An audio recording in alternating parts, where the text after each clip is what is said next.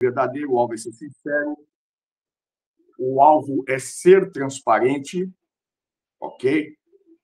O alvo é ser de Deus, é ter a aparência, a semelhança de Deus. Então, toda vez que eu erro o alvo, eu peco. Então, nós vamos definir o pecado como é definido pelos eruditos ao longo desses anos. Pecar, errar o alvo, ok? O pecado, a criação do pecado. Nós usamos a palavra criação do pecado, ok? Mas o pecado não é uma questão de criação. O pecado está baseado na conduta do homem, da desobediência ao que Deus determinou. Então, nós temos o pecado como desobediência, por quê? Porque nós sabemos o que é certo. O que é desobediência? Quando eu desobedeço algo. Eu desobedeço quando eu tenho total conhecimento daquilo que eu não devo ou devo fazer e acabo não fazendo. Então, toda vez que eu não erro só quando eu não devo fazer. Por que eu falei agora há pouco sobre substituir a palavra pecado por errar o alvo? Porque o pecado me dá na minha mente a ideia de aquilo que eu não devo fazer. Quando eu penso em pecado, eu penso assim, ó, o que eu não devo fazer. Aí eu fico numa zona de conforto com aquilo que eu devo fazer e não faço, que também é a mesma coisa. Então, quando eu faço o que eu não devo fazer com consciência, eu pequei.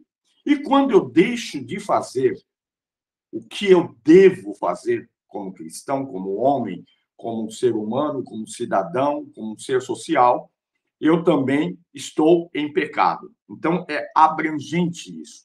Quando nós falamos de pecado, então nós falamos nessa totalidade, nessa vultuosidade, né, que abre vários leques para a gente poder compreender a questão do pecado. Então, eu não peco só quando eu faço o que eu não devo fazer. Eu também peco quando eu não faço o que eu devo fazer. O pecado na esfera angelical. Na próxima página. Na esfera angelical, nós vamos ter aí o pecado, né, dos anjos. No caso, nós temos aí o pecado de Satã. Eu não vou usar o nome Lúcifer, porque foi um nome incutido. Ok? Lúcifer é um nome incutido. Não é um nome dado a Satanás. A Bíblia chama ele Satã, diabo, antiga serpente e várias outras nomenclaturas. Porém, isso nós vamos ver em angelologia, porém, na esfera angelical, nós estamos falando desse ser, Satã, né, que foi esse nome que foi dado após queda, ok? Ele pecou. E qual foi o pecado dele? A desobediência. Dentre a desobediência, nós vamos encontrar aí, fora a desobediência, dentre a mais do que a desobediência, nós vamos ver aí a arrogância, a soberba, ok? A ambição extravagante ou exagerada. Eu costumo falar que o extremo, tanto de um lado como do outro, nos leva a pecar e nos distancia de Deus. Por exemplo, há pessoas, o crente religioso, extremamente religioso, ele acha que é melhor do que alguém porque ele é extremamente religioso. Então, ele peca porque ele se acha melhor do que alguém. Então, ele julga, ele condena as pessoas porque ele é extremamente religioso. Tem que haver um tempero, e para isso nós voltamos na palavra do sábio Salomão, que nos ensina a não ser demasiadamente justo e nem demasiadamente ímpio. Parece uma incógnita. Quando fala, pô, demasiadamente justo, não é bom ser justo? Ser muito justo não é bom? É.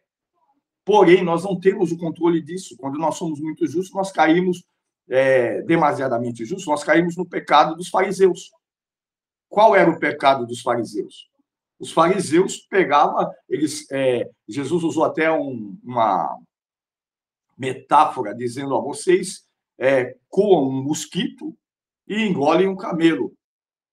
Por que Jesus usou essa palavra? Porque era assim o comportamento dos fariseus. Eles se achavam acima de qualquer coisa. E isso era muito ruim. Então, é muito importante a gente ter esta compreensão a respeito do extremo. Todo extremo nós devemos ter cuidado.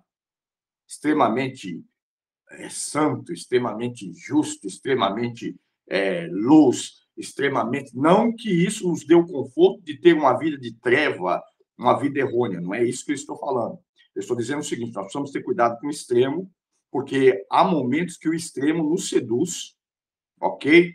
A cometer coisas que não seriam bom.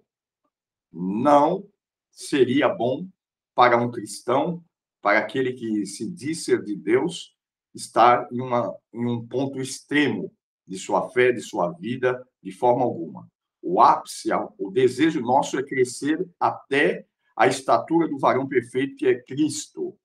E se nós formos olhar o que Cristo, sendo o que ele era, a atitude que ele tinha, olha só, Jesus era perfeito, puramente perfeito, extremamente perfeito, sem ser seduzido por essa perfeição. Vamos voltar ao pecado na esfera angelical. Formoso era. Tu era um ápice em formosura, até que achou iniquidade em ti. O extremo dessa formosura fez com que Satanás se corrompesse. Usando a palavra certa, é essa palavra. Se corrompesse. Então, há extremos que a gente não sabe lidar. Então, porque eu vou no culto todos os dias, eu tenho essa força, então eu piso naquele que só vai 2 vezes por semana. Então, eu sinto a madeira, eu falo um monte em cima do púlpito, eu ataco, eu me acho mais santo, mais digno do que ele, porque eu frequento a igreja 6 vezes por semana e ele só vai 2. Então, quando o extremo me seduz a se corromper, me coloca numa posição de arrancar de mim a misericórdia, o olhar de misericórdia, eu preciso ter cuidado. Então, eu olho para Jesus, por exemplo,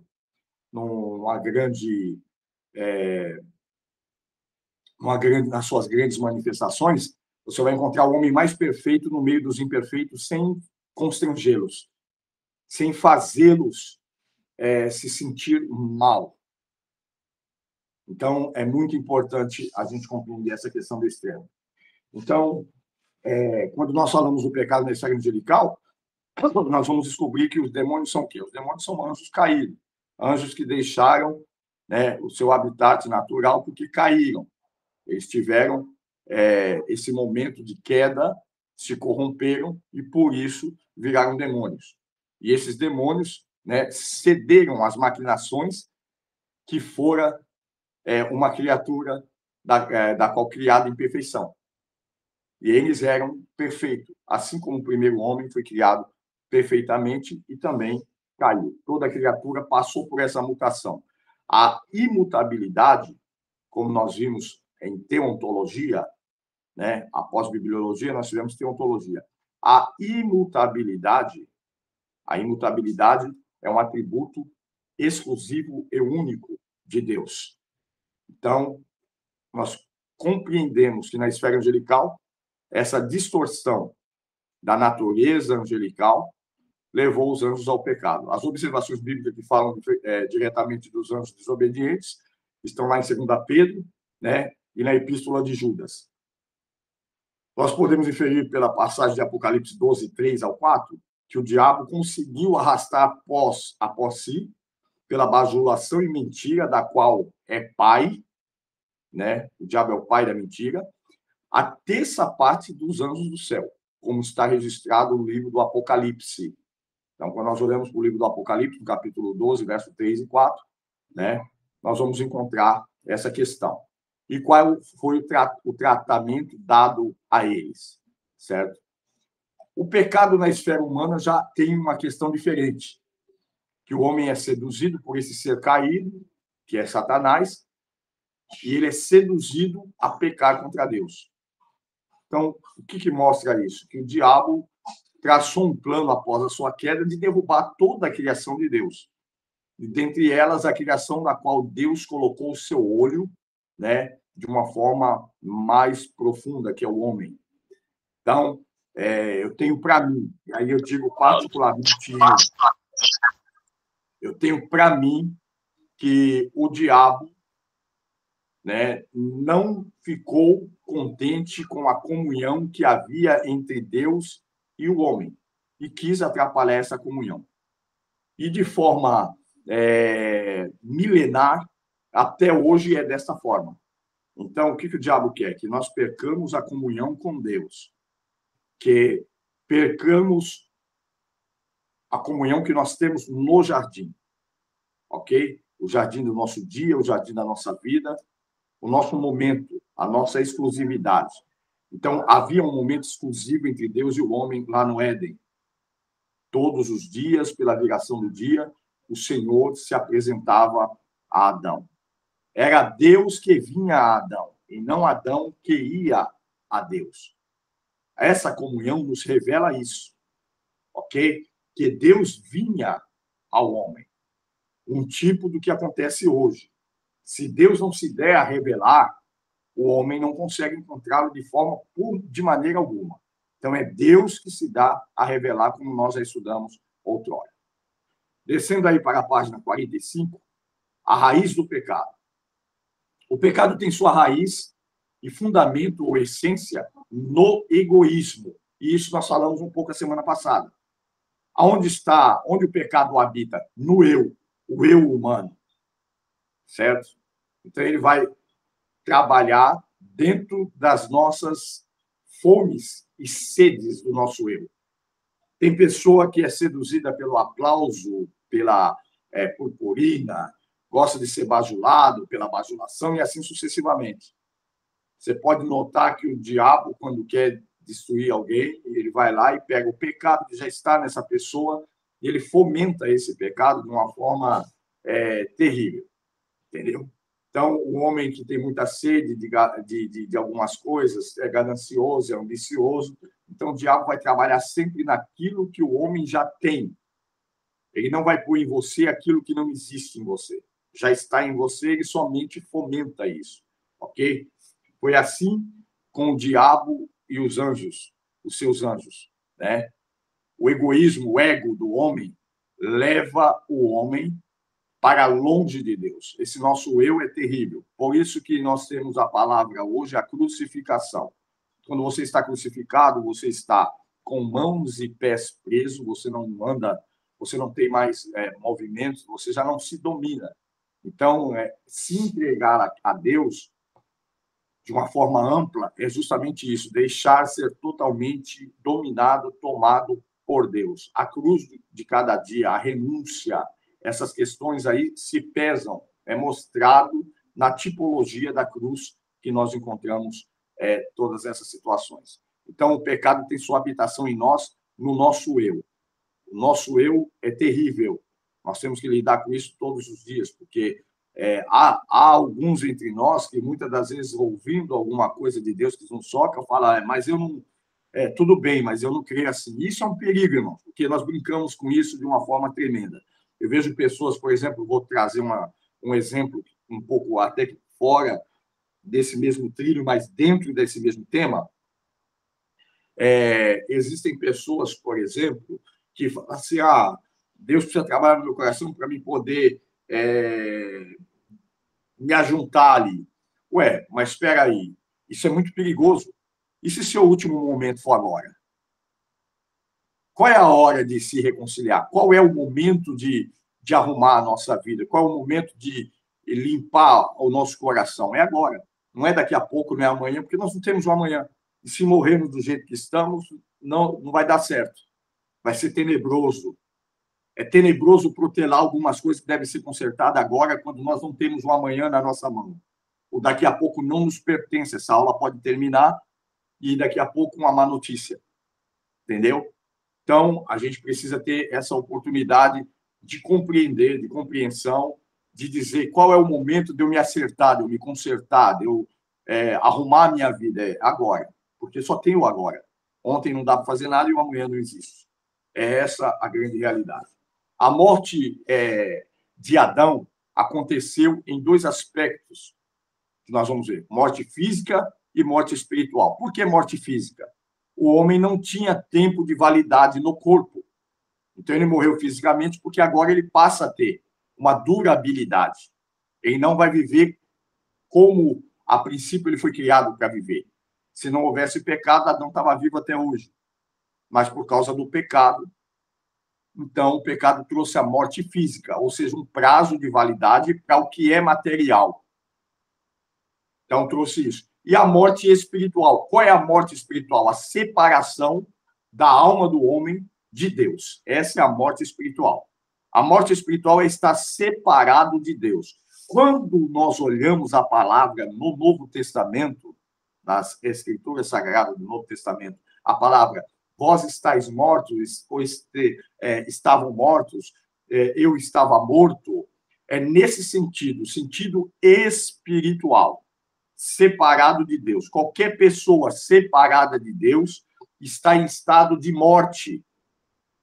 O que hoje, em muitos lugares, para passar a mão na cabeça das pessoas, pastores e líderes usam a palavra, não está ferido, não, está morto. Com Deus, ou você está morto ou está vivo. Você só pode ser ferido fisicamente. Espiritualmente, não existe ferida espiritual. O que pode matar o espírito, por favor? O que pode sangrar o espírito ou ferir o espírito? Nada. Espiritualmente, ou nós estamos vivos ou estamos mortos. O que é estar vivo? Estar em comunhão com Deus. E o que é estar morto? Estar sem comunhão com Deus. Qualquer um sem a comunhão com Deus está morto. E está morto no seu pecado. Não é no pecado de fulano, de Beltrano, mas é no pecado de quem me fez ficar nervoso, quem me perseguiu, a igreja foi morta fisicamente no Coliseu Romano, irmãos. Os leões comeram nossos irmãos foram queimados vivos e continuaram vivos, espiritualmente falando. Porque a comunhão com Deus é diferente da vida física. A vida física tem prazo de validade, mas a espiritual não. Quando temos comunhão com Deus. Então, está morto, no sentido da linguagem do Novo Testamento, diante de Deus, é viver uma vida sem comunhão com Ele. Porque não há vida espiritual sem uma comunhão com Deus. Então, nós precisamos saber que, teologicamente, doutrinariamente, morte significa separação. E é separação da vida. Vida que só existe em Deus, segundo o que está registrado aí. A morte física ocorre em consequência do pecado, como eu já expliquei.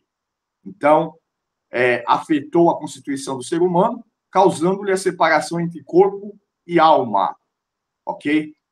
Então, as coisas, quando o homem morreu pela desobediência fisicamente, separou o corpo da alma. Corpo com prazo de validade. Ok? Entretanto, no caso de haver essa separação, com certeza não teria o caráter punitivo com que tem nas atuais circunstâncias. Punição, que naturalmente provém consequência do pecado. Aí nós temos a lei daquilo que nós chamamos de colheita, semeadura. Então, o homem vai colher exatamente o que ele semeou. Já a morte espiritual está em uma outra esfera, que é a separação entre o homem e Deus, como eu já expliquei agora. Então, ele perde a semelhança moral e ele é excluído da presença de Deus. Então, ele é colocado em uma situação de exclusão da presença de Deus, na qual ele perde a vida espiritual. E por aí nós vemos que essa exclusão, esse banimento do homem do jardim, esse distanciamento do homem de Deus o leva nunca a voltar para o jardim, nunca a voltar à estatura moral e espiritual que tinha anteriormente. Pelo contrário, o homem começa a cair, e nós chamamos isso de degradação humana. Nós vemos o homem no Éden, nós vemos o homem do Éden é sujo, o que caiu. Quando ele cai no Éden, ele é tirado do Éden e está sujo. Olha o homem de Sodoma. Está horrivelmente mais sujo. E aí você vai olhando o homem de Sodoma, você vai vendo o homem nos dias dos reis, nos tempos dos reis, dos juízes, e assim sucessivamente você vai vendo uma degradação. O homem só vai caindo, porque quanto mais distante de Deus, mais o homem cai, se degrada. Então, antes da queda do homem no pecado, ele tinha semelhança, né, natural como moralmente daquilo para o qual foi criado e a semelhança de Deus. Após a queda, essa semelhança moral entre homem e Deus fica afetada. Por isso, o homem deixou de ser moralmente semelhante a Deus. Consequentemente, houve uma corrupção ou perversão dos poderes do ser humano, quais sejam a inteligência, a afeição e a vontade. Então, o homem perde, primeiro, a inteligência. Inteligência, quando eu falo de inteligência, eu falo da capacidade de pensar com aquilo que você já tem ou com aquilo que você é capaz de poder obter através de informações que você recebe diariamente ou vivências ou coisas que você vive, né, no seu cotidiano. Então, a inteligência te dá essa capacidade. A capacidade de fazer a gestão dessa inteligência no âmbito espiritual, moral, emocional, é muito forte. Então, você precisa se adestrar a isso. Então, o homem perde a oportunidade de raciocínio, a capacidade de raciocínio lógico, certo? A outra coisa que ele perde é a afeição, que é o que nós vemos hoje. Um povo que serve a Deus, canta para Deus, fala de Deus, prega de Deus, ensina de Deus, porém não tem afeição alguma. Olha o que Paulo disse a Timóteo. Nos últimos dias virão tempos trabalhosos, os quais encontraremos homens cobiçosos de torpe ganância, sem afeto natural, mais amantes dos deleites do que de Deus, incapacidade de sentir a afeição pelo seu próximo. Nós temos essa situação hoje no meio nosso, na igreja. Crente sem nenhuma afeição. E isso nos mostra que ele não está em pé, não está vivo, não é cristão e não está em Deus. A capacidade de não ter afeição nos revela que a pessoa não está em Deus. Ponto. A vontade. Então, ele é guiado, ele não tem uma vontade dentro da vontade de Deus. Ele tem uma vontade, ele tem vontades, mas a vontade dele é uma vontade de salada mista, uma salada de coisas. Às vezes, vontade de fazer o bem, vontade de fazer o mal, vontade, prazeres, tudo aquilo que ele perde a capacidade da gestão dessa vontade. Então, nós entendemos também isso. E nós chamamos isso de perversão. Em virtude dessa perversão de todos os poderes e características do ser humano, todas as suas tendências pendem para o pecado. Então, ele vai cair no pecado. Vai errar o alvo. Ok? Então, o homem tornou-se mais para a sua carne e pecado do que para o espírito e comunhão com Deus. Então, somos mais inclinados à carne do que a Deus. Por isso que devemos, todos os dias, subjugar o pecado pelo Espírito, porque se pelo Espírito mortificardes as obras da carne, vivereis. É o que está escrito. Só há um jeito de viver, mortificando as obras da carne. Ok? Quando nós fazemos isso, então nós vivemos. O apóstolo Paulo disse que em mim não habita bem algum. Olha que coisa. Em mim não habita bem algum. Paulo falou isso. E essa inclinação à carne nos torna inimigos de Deus. Que Paulo também deixa bem claro na carta aos Romanos. Ok? A inclinação à carne é inimizade contra Deus. O pecado trouxe ao homem a exclusão da presença de Deus. Então, ele foi excluído da presença de Deus. Nessa situação, se reverte pela regeneração individual do ser humano operada por Deus. O próprio Deus traz o homem a si através da regeneração do mesmo. Certo? Em toda a pessoa humana que crê em Jesus Cristo como seu único Senhor e Salvador, ele alcança essa regeneração. Com a regeneração, a comunhão entre o homem e o Deus é restabelecida, segundo o que nós aprendemos da Bíblia. E devido a essa solidariedade da raça humana, toda a descendência de Adão sofreu com a consequência do seu pecado. Por isso, todas as pessoas humanas que são descendentes de Adão, só pode ser, nascem no mesmo estado do mesmo. E essas características que ele herda de Adão é a depravação, a culpa, o pecado mortal e a pena, a condenação por esse pecado. Então, é muito importante a gente compreender essa questão. O pecado não é uma coisa simples de se entender, mas também não é um bicho de 7 cabeças. E nós precisamos encontrar em nós o nosso estado. Estou em pecado, acabou. Então, eu não peco só pela ação, eu peco pela omissão. É isso que nós precisamos compreender no estudo da ramartiologia, porque muitos de nós estamos preocupados em não agir como pecadores. E esquecemos que deixar de agir como santo também é pecado. Então, eu corro no risco de não agir como pecador e estar pecando por falta de ação também como santo, como servo, como cristão. Então, quando eu deixo de agir como um servo de Deus, eu também estou pecando. João, pode falar. Como é não agir como um santo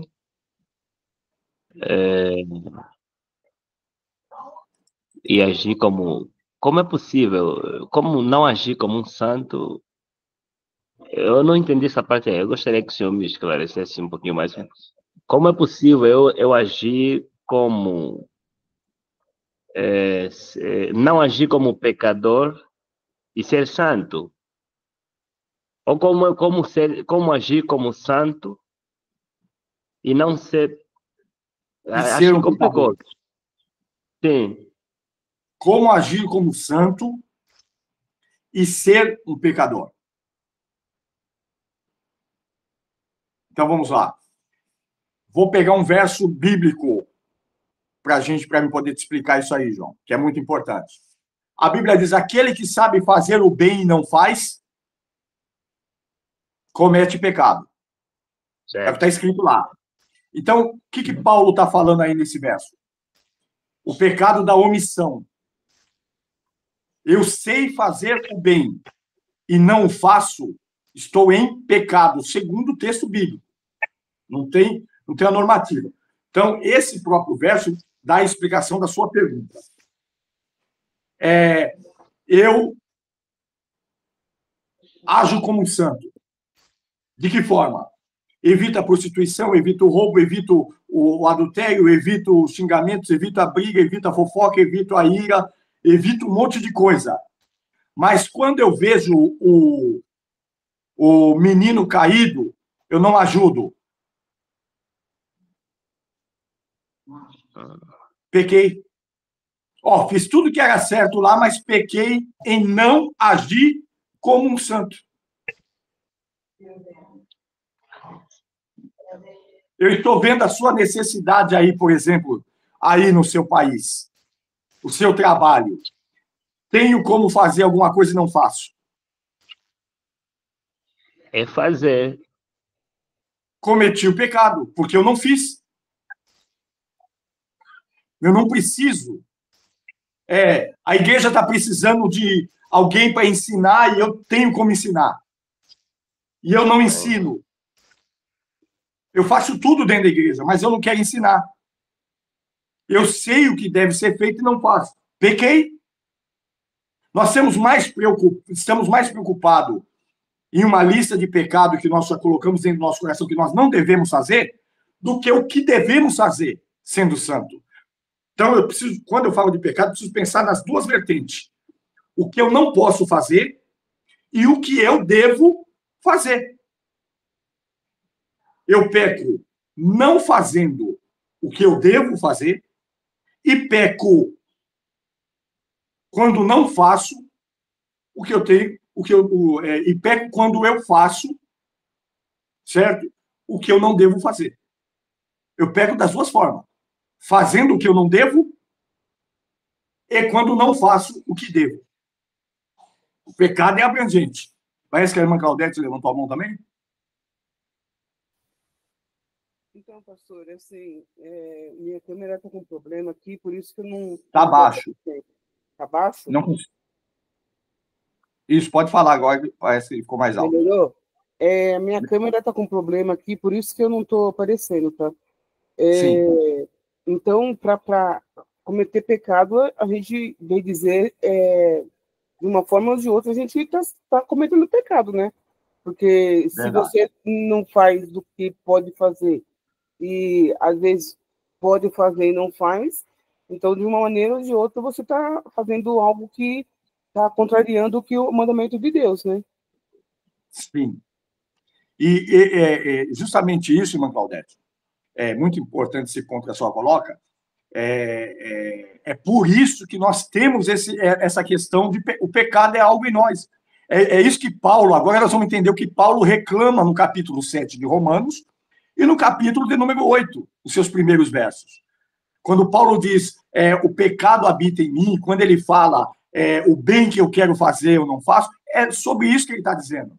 Porque ele tem consciência que ele não peca só quando ele faz o que não deve. Ele peca também quando ele deve fazer e não faz. Então, a nossa preocupação na igreja, nós somos ensinados a ter cuidado com determinados pecados. E aí a gente criou uma oca, essa questão que tem que ter a abertura do nosso cérebro para compreender com inteligência essa situação que nós estávamos falando lá em cima, que o homem perdeu a inteligência. Lembra, agora há pouco nós vimos isso. A inteligência de compreender que é um montante. Eu não peco só quando eu tenho aquela lista de pecados, os 10 mandamentos. Olha, eu cumpro os 10 mandamentos. Lembra do jovem rico? Olha o que o Espírito de Deus trouxe para nós. Olha o jovem rico.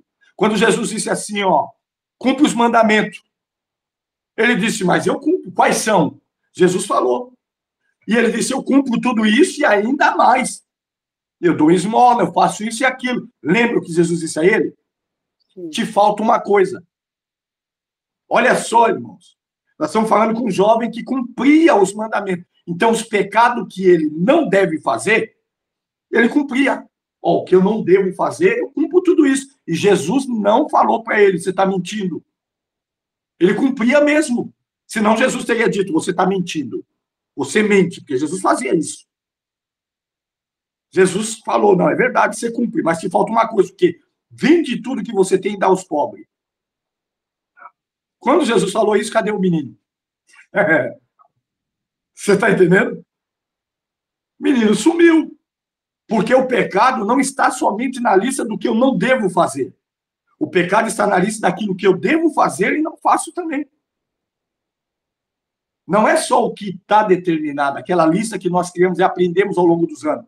Por exemplo, as igrejas mais dinossaurianas, mais atrás. Eu sei que isso vai para o YouTube, mas eu vou falar desse jeito. Não rapar a perna, não pode cortar cabelo, não pode fazer nada. Não pode isso, não pode mentir, não pode blá, blá, blá, blá, blá, blá. E o que você deve fazer? A igreja que cobra que você não pode fazer tudo isso, mas que quando aparece alguém necessitado, a igreja não abraça. A igreja que não abraça um membro em necessidade. A igreja que não... Eu vi agora pastor famoso, que eu não vou citar o nome dele para não render aplauso, mas um pastorzão aí, que é o tal, entendeu? Falando que a igreja não tem nada a ver com as dívidas dos seus membros, que a igreja não tem que socorrer ninguém, não. Metendo o pau. Oxe, já caiu nesse pecado. Se eu sei fazer o bem e não faço, cometo pecado.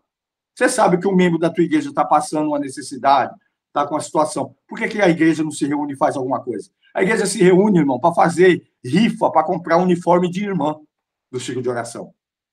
E não se reúne para dar uma dignidade para um pai de família que está desempregado, fazer uma boa compra, quando não, manda os irmãos mesmo trazer o quilo, para não mexer no caixa da igreja. Aí vem 30 quilos de fubá, 40 quilos de sal, macarrão Padre Nosso, que só dá para fazer sopa. Aí dá lá para o irmão sem molho, sem uma mistura, sem um produto de higiene pessoal, sem um produto de limpeza. Era esse socorro que a igreja tinha que dar? Isso é uma loucura, irmãos. A igreja precisava se reunir numa situação de um membro e fazer com dignidade. Trazer para a casa dele o que eu gostaria de ter na minha. O filho dele abrir uma geladeira, ter um Danone, ter uma situação, né? Precisava, pô. Não, mas a igreja não faz isso. Irmã Claudete, pode falar. Então, aquilo que a palavra de Deus fala, né, nascer de novo, né? Aquele versículo que fala nascer de novo. A gente tem que nascer de novo todos os dias, né? Porque se a gente ver esse lado aí de fazer as coisas, a gente vai perceber que o que normalmente as igrejas fazem é isso, né? Ver o lado somente de ajudar, mas no básico, não ver o lado de ajudar no completo. Então, eu acho que, assim, o que precisaria acontecer é que os pastores deveriam ter um maior ensinamento, ensinar melhor, não dizendo que eles não sabem ensinar, mas as palavras são sempre as mesmas, né? As pregações são sempre as mesmas. E, às vezes, o que tem que ser falado, muitas vezes, não é falado, que é o amor ao próximo. Muitas vezes, as pessoas, os pastores, ou quem prega, fala muito sobre dinheiro, sobre valores. Isso é importante. A igreja precisa de tudo isso, né? A casa de Deus precisa. Mas precisa também falar do amor ao próximo, né? Que adianta nada ter uma igreja bonita, ter uma igreja que tem bancos, tem instrumentos, mas o meu irmão está passando necessidade. Verdade. É exatamente isso. E quando a gente vai falar, nós somos atropelados. Essas grandes autoridades aí, esse grande nome aí, por exemplo, estava falando disso aí. Você ligou uma pastora para mim e indignada. Ela falou, a irmã estava vindo para o culto aqui. Pastor, me responda isso. Eu sou que conhece as escrituras. Ela achou que ia receber uma palavra de acordo com o que ela estava pensando, né? Mas, infelizmente, ela recebeu a palavra de Deus. Eu não poupei o vocabulário bíblico e mostrei para ela nas escrituras. Ela falou que a irmã estava indo para o culto com os dízimos e passou na casa de uma pessoa antes e ela achou o cúmulo, porque essa irmã entrou dentro da casa dessa pessoa e viu essa pessoa sem nada na geladeira, nada no armário, os filhos passando fome, e ela deixou os dízimos dela na casa dessa pessoa e foi para a igreja só com o envelope e orou a Deus e falou com Deus, e ela falou assim, pastor, eu estou querendo até... É uma questão até de disciplina para você ter uma base. Não pode, a Bíblia manda trazer a casa do tesouro, a casa do tesouro e a igreja. Eu falei, não. Isso aí não tem nada a ver, não existe isso. Os dízimos foram levantados para... primeiro, o dízimo nasce antes da lei, do coração de Abraão, depois é repetido em Jacó, e alguns homens entraram nessa meta. Deus olhou isso, uma questão humana do homem, não foi Deus que colocou no coração de Abraão dizimar, e nem em Jacó, foi eles que entraram, vou dar a 10ª parte daquilo que sou, guiar o meu caminho, me livrar dos inimigos, manter a minha saúde, eu for próspero. Então, ele nasce lá. E quando chega na lei de Moisés, Deus institui o dízimo para cuidar da tribo de Levi, que ele separou para o trabalho exclusivamente de Deus. Então, o dízimo poderia ser dado àquele que também está ao serviço exclusivo de Deus, que trabalha pela obra de Deus comprovadamente, tem 24 horas ali voltado para atender às necessidades da igreja, né, do povo de Deus, na época. No caso, não existia igreja, era o povo de Deus. E o dízimo era destinado aos órfãos e viúvas e necessitados. Está entendendo? Há 5 tipos de dízimos nas escrituras, né? Ele é destinado a isso. A chamada de atenção no livro de Malaquias é os sacerdotes que estão desviando essas questões de dízimos. E Deus cobra de uma forma feroz. No livro de Joel, nós vemos isso daí, quando é cortada oferta de libação, né? E a de cereal, de manjar, né? Que é cortada, das quais os sacerdotes se alimentavam dessas ofertas, e por isso Deus feriu a terra. E aí eu expliquei para ela, falei, não, irmã, ela fez certo. O que vocês não iam fazer? Vocês iam reunir 100 crentes à noite, se ela ia falar, irmã, passei lá na casa da irmã Beta, para vocês não saberem o nome, Beta é a 2ª letra do alfabeto grego, a irmã Beta, e ela está passando necessidade, eu estava com o dízimo, trouxe aqui na igreja, está aí o dízimo. Você sabe o que a igreja ia fazer? Irmãos, vamos ficar de pé, vamos orar por a irmã Beta que está passando fome. É isso que a igreja ia fazer. Ia expor a irmã. e no final fazer uma oração sem dar comida, o que Tiago disse que é reprovado. Se você for orar por quem está com fome, não é para orar. Primeiro você dá um lanche, primeiro você dá comida, depois você ora. Porque a fé sem obra, ela é morta. É pecado, irmão. Então, é o pecado da omissão. Então, quando você pega, e eu sei que eu vou ser, isso é polêmico o que eu estou falando, eu vou ser, o nego vai meter o pau, né? Mas essa é a verdade, que os pastores não querem falar. Você lembra do samaritano, a parábola do bom samaritano? Está lá, o sacerdote passou de largo, que o cara parece que está morto, o levita também passa, mas vem o bom samaritano e pega aquele homem caído. Todos eles tinham compromisso e tinham o que fazer. Mas quando eu deixo o meu compromisso para salvar uma vida, para abençoar uma vida, é recebido no céu. E por isso Jesus lembrou em Lucas 10 sobre essa parábola. Então, quando eu preciso entender, isso é religiosidade, irmão. Eu preciso entender que a minha maior oferta é quando eu tenho um amor ao próximo, quando eu socorro o meu próximo. Esse é o meu maior dízimo. Essa é a minha maior oferta. E eu vejo, às vezes, a gente olhando as pessoas morrendo ao nosso redor e a gente não faz nada e acha que vai passar batido. Não, não, não. Meu compromisso lá com a casa de Deus. A casa de Deus somos nós, irmão. Jesus mostrou isso várias vezes. Num dia de sábado, os discípulos passaram por um milharal, colheram as espigas e comeram. Os fariseus quiseram matar. Falaram, olha lá, ó, seus discípulos estão colhendo espiga, trabalhando no sábado e comendo.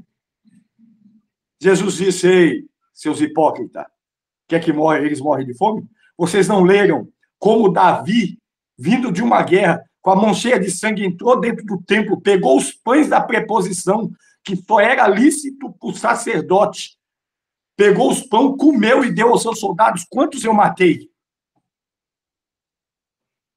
A regra é clara, só o sacerdote podia tocar na mesa da preposição. A mesa da preposição, irmão, ficava no lugar santo.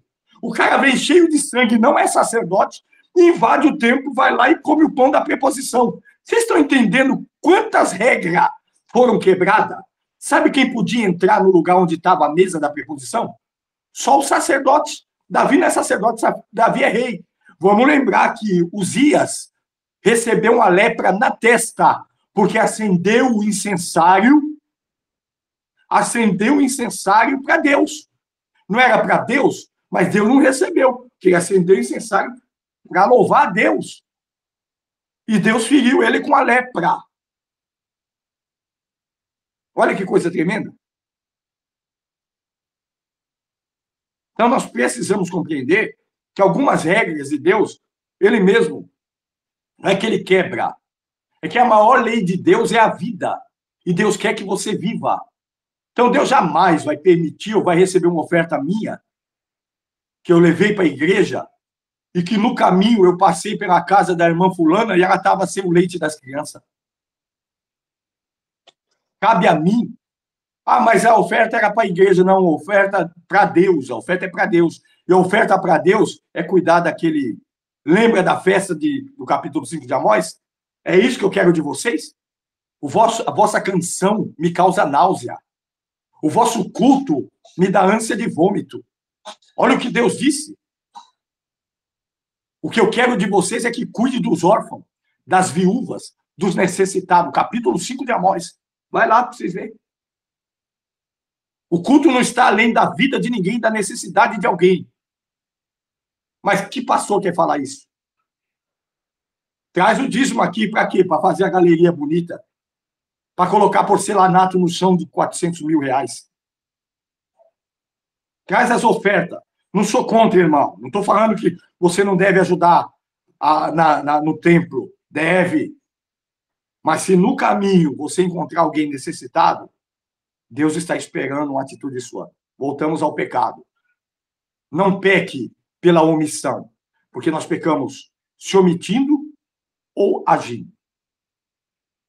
Então, precisamos ter inteligência para fazer essa gestão, para não cair no pecado da omissão, de não fazer o que eu devo fazer, e o pecado da ação de fazer o que eu não devo fazer. E é claro, a Bíblia é um manual do discernimento. Então, quando eu vejo alguém em situação terrível e eu tenho condições de ajudar e não ajudo, eu cometo pecado. Está lá, aquele que sabe fazer o bem não faz, comete pecado. E quando eu ajudo alguém, por exemplo, a gente vai meter o pau se você... Eu vou meter o pau em você se eu pegar você dando dinheiro para alguém comprar pinga. Ah lá, irmão, irmão tá... Ah, ó, o que o irmão fez? Deu R$10 para o cara tomar de pinga. É pecado, porque você está induzindo alguém ao pecado, ok? Ao vício. Está dando dinheiro para alguém comprar droga. Mas também é pecado. Quando alguém está precisando de pão, você tem o dinheiro e não dá. Mas a gente só fica focado no da droga. E esquece do pão. Então, muito cuidado nesse sentido aí. Então, o pecado, vocês viram? Por isso eu não quero usar só a palavra pecado, porque quando a gente fala só de pecado, vem uma lista de coisas já automáticas na nossa mente que a gente aprendeu com a irmã Claudete. Acabou de falar aí com maestria, né? Ou aquilo que a gente aprende na igreja, que é batido diretamente na igreja. As mesmas coisas, a mesma falácia, a mesma situação. Inclusive o pecado de não dar o dízimo. Inclusive o pecado. Não, você pecou porque você não deu o dízimo. Oxe. Mas seu dízimo fez o quê? Chegou na mão daquele pai de família que não tinha dinheiro para o táxi e o filho caiu da laje? Você já pensou nisso? Você passar na casa de um irmão que o filho caiu, ou vizinho, que não seja irmão. Eu não estou falando só de crente, não. Estou falando de pessoa que não é crente. Seu vizinho aí não tinha dinheiro para um táxi e o filho caiu em cima da lança do portão lá. Ele tirou o filho, que não podia tirar, tinha que chamar o bombeiro, mas vamos pôr. E não tinha dinheiro para gasolina para levar o filho que está com uma febre. Vamos tirar da lança, vamos colocar uma febre. O moleque está quase convulsionando, mas você não vai ajudar o vizinho porque você só tem um dízimo dentro da Bíblia e está indo para o culto levar o dízimo. É pecado, irmão. Já vou falar para os YouTubers aí, porque eu sei que esse vídeo vai para o YouTube. Problema seu que você acha. Eu estou com o que as escrituras diz. Isso aqui eu estou falando para os YouTube, porque tem o YouTube que talvez vai comentar, não, está errado. Não está errado. A Bíblia diz exatamente isso. A parábola do bom samaritano nos mostra isso, e Paulo e outros apóstolos também falou. O pecado é pecado não fazer o que você, como cristão, deve fazer. E eu não digo só cristão, porque um macumbeiro fazia. Não estou falando mal de macumbeiro, não. Que Deus abençoe ele com a fé dele lá. Um católico fazia. Quantos hospitais a igreja evangélica tem, irmão? Quantos orfanatos? Creche de graça para os irmãos. Porque eu conheço a igreja evangélica que tem creche. Mas a mensalidade é igualzinha dos outros do mundo aí. Porque a igreja não pensa nisso. O negócio é colocar galeria, colocar porcelanato, ar-condicionado e crente da igreja passando fome. Está errado. Está errado e a Bíblia diz que está errado. Tiago, irmão de Jesus, o apóstolo que escreveu a epístola, disse assim, meu irmão, orou por quem está com fome, falou com as paredes. Você não está orando para Deus. Está escrito lá, Tiago. Entendeu? Tiago foi muito claro em dizer, se o seu irmão tem fome, não adianta orar. Primeiro mata a fome dele, depois você ora. A igreja perdeu o senso. Por quê? Porque a gente vem vendo esses cultos de pessoas que despreparadas, quando a irmã Claudete falou assim, não que eles não saibam ensinar. Eu vou ser um pouco mais contundente, irmã Claudete. Tem muitos deles que não sabem ensinar. Não tem o que ensinar. Infelizmente, há muitos mestres, líderes aí hoje que nunca sentou para aprender. Tem pastores que não sabem nem falar a língua portuguesa.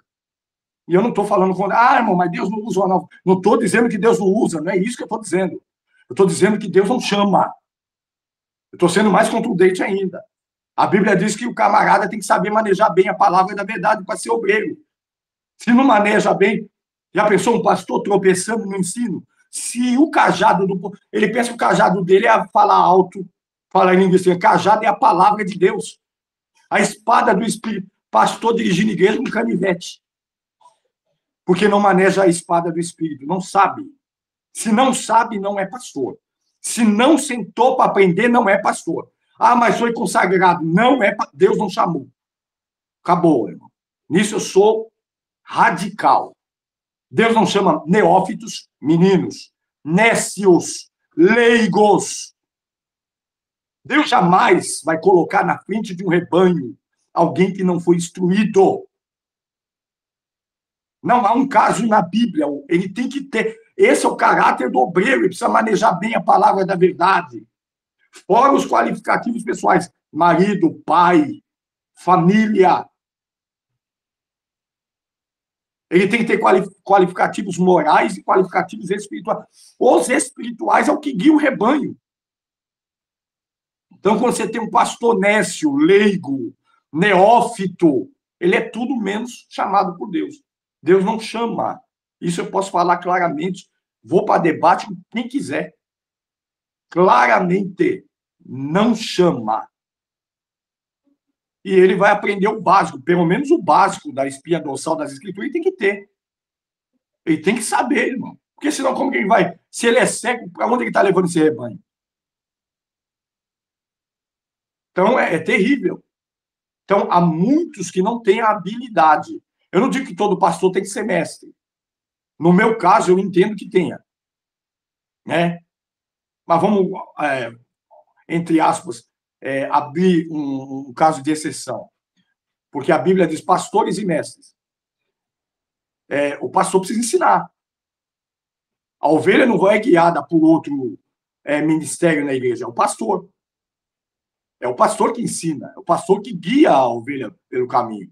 Agora, se nem ele sabe, a bússola está na mão dele, mas ele não sabe ler, para onde ele está levando esse rebanho? Para quem? Então, é muito sério essa questão pastoral.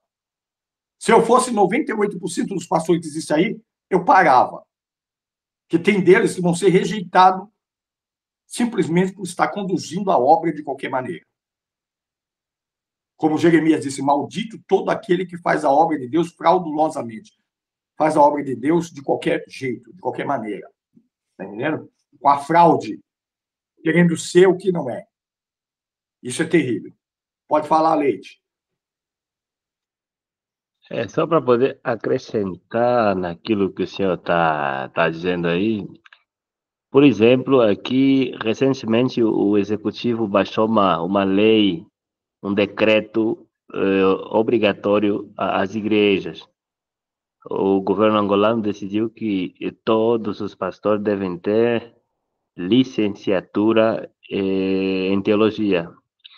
E se não tiver licenciatura em teologia, não pode presidir igreja nenhuma. E também proibiram os cultos nos lugares impróprios, como quintais. A gente está aqui travando uma luta enorme. Pronto, não está fácil para nós. Eles estão aplicando muitas condições, regras difíceis de enfrentar.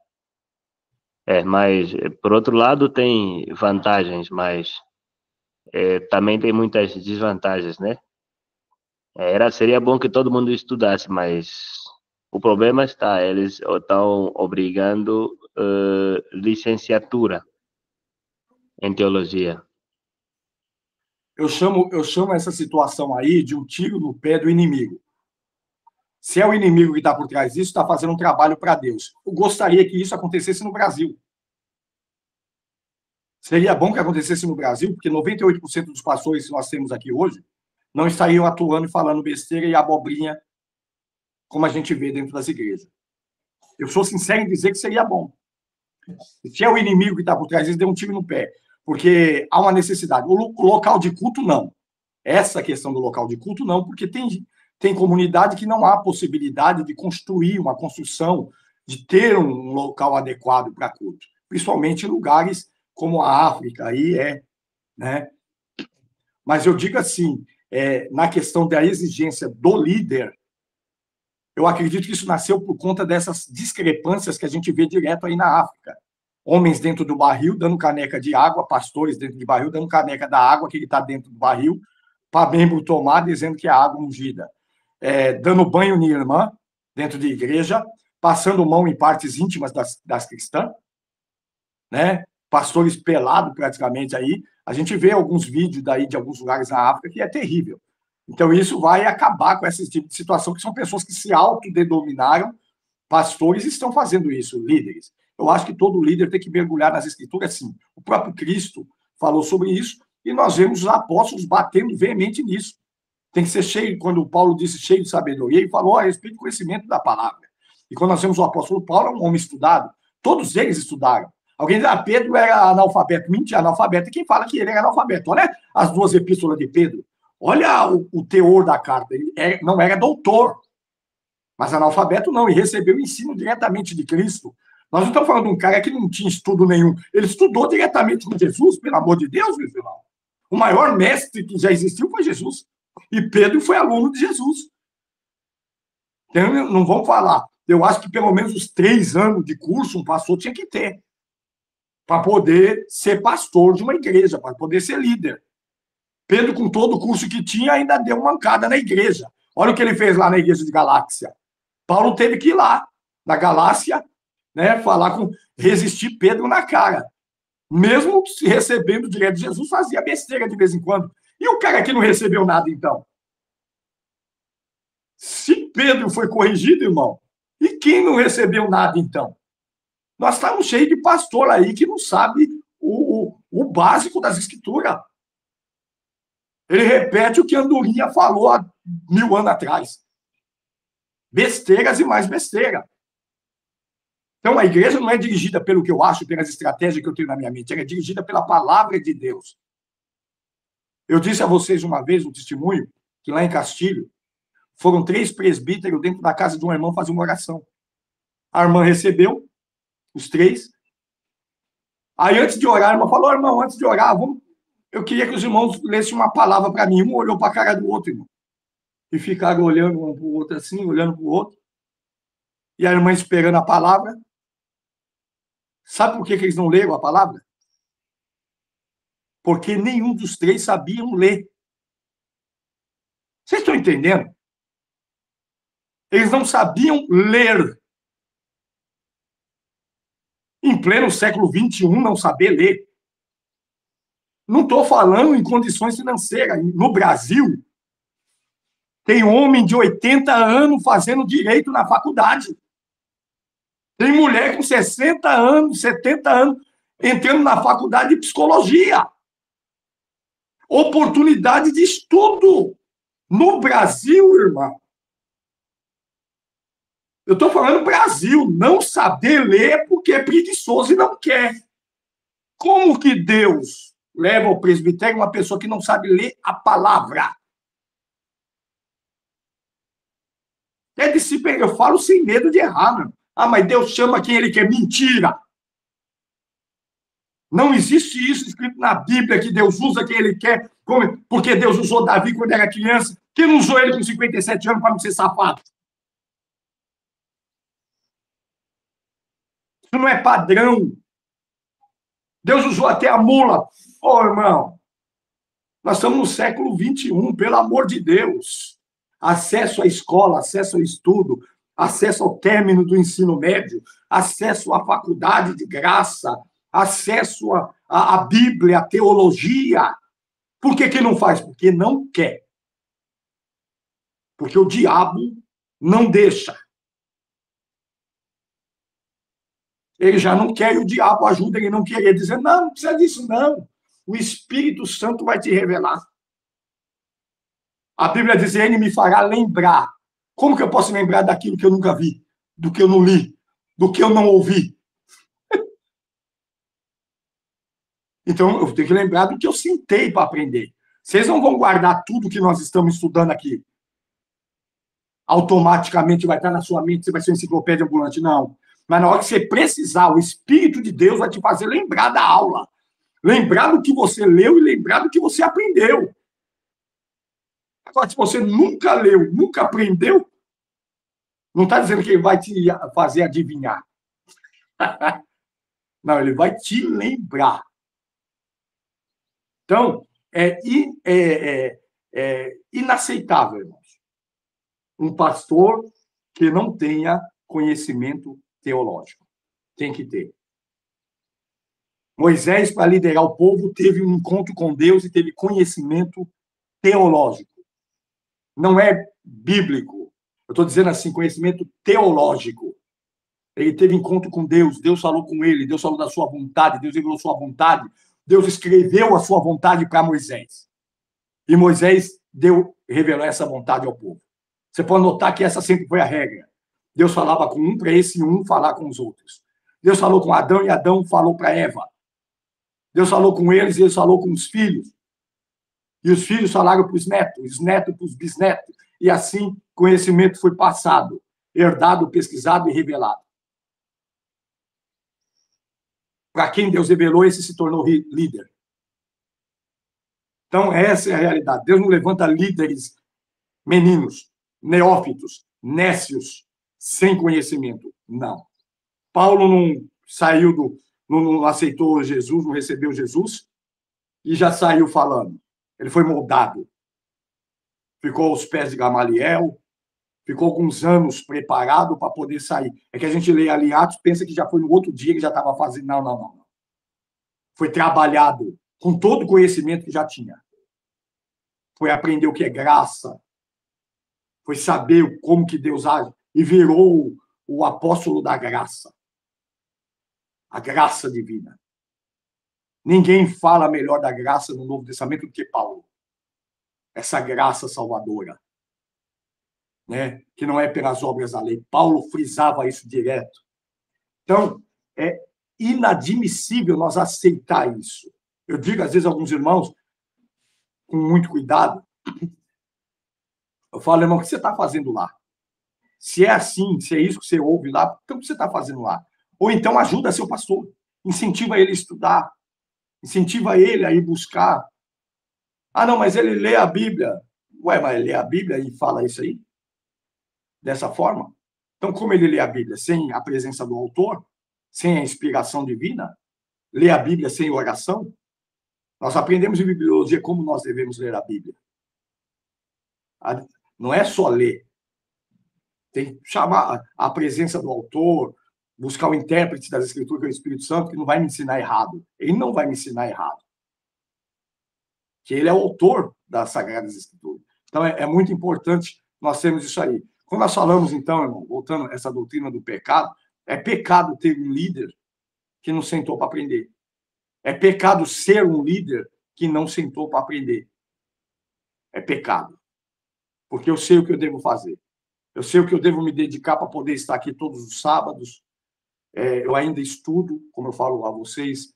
Às vezes estou aí fazendo mestrado, estou fazendo uma pós em teologia, estou fazendo um grego, um hebraico, me aprofundando mais, buscando as línguas semíticas. Eu estou sempre em contato com as escrituras. Por quê? Porque eu tenho a responsabilidade de ensinar. Eu não posso chegar aqui e falar qualquer coisa. Não posso.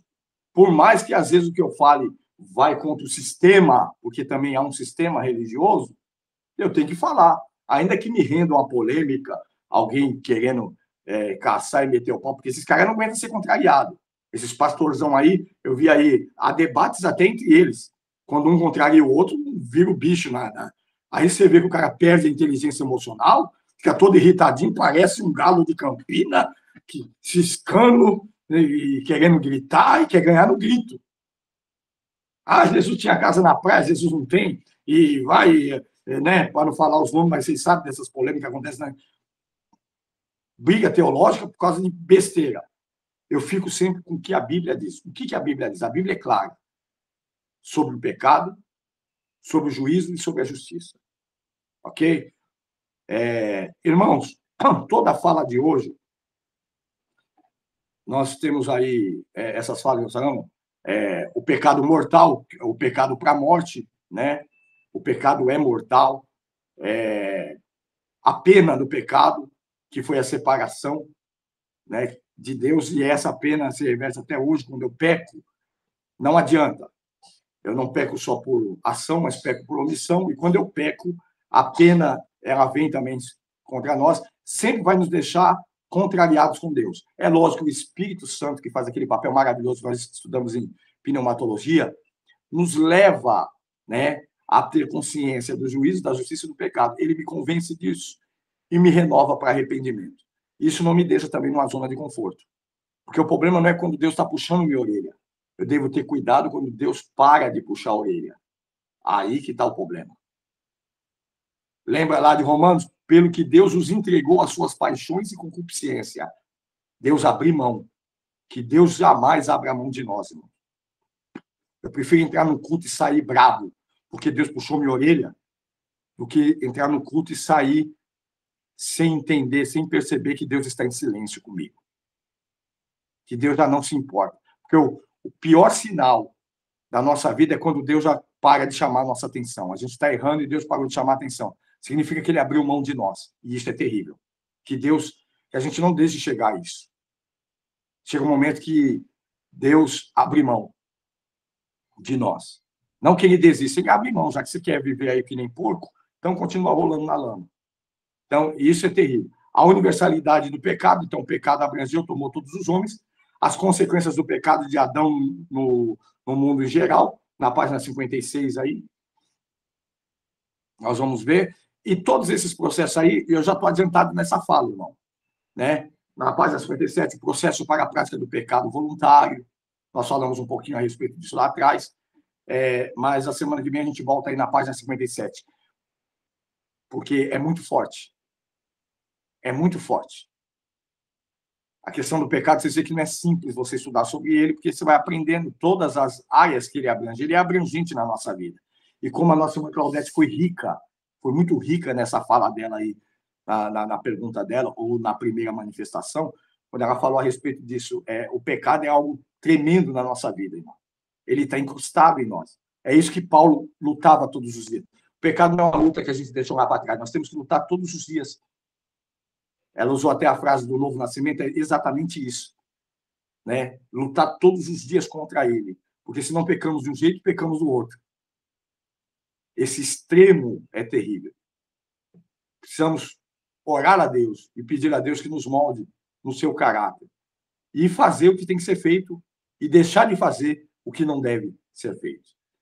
Chegamos aí ao final da nossa aula de hoje, na página 57.